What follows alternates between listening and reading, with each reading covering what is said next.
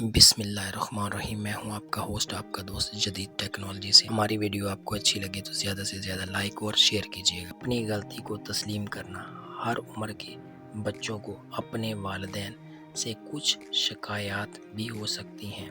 अगर इन शिकायत का अजाला ना किया जाए तो बच्चे में गुस्सा और खौफ जज्बात बढ़ते चले जाते हैं। इसलिए ज़रूरत है कि जब आप महसूस करें कि आपने बच्चे के साथ ज्यादती की है जिससे बच्चे की इज्जत नफ्स मजरूह हुए हैं, तो आपको बच्चे से माजरत करनी चाहिए। इससे बच्चे को शर्मिंदगी महसूस होगी, लेकिन इसमें गुस्से के जज्बात खत्म हो जाएंगे। कुछ वालिदैन अपनी ज्यादती की माजरत बच्चों से करना पसंद नहीं करते क्योंकि वो समझते हैं कि इस तरह इनके बच्चे इनकी इज्जत नहीं करेंगे। ऐसे वालिदैन माजरत को एक बहुत बड़ी कमजोरी कहते हैं। वो अपनी अना मजरू करना नहीं चाहते। जब वालिदैन अपनी ज्यादती को माजरत बच्चों से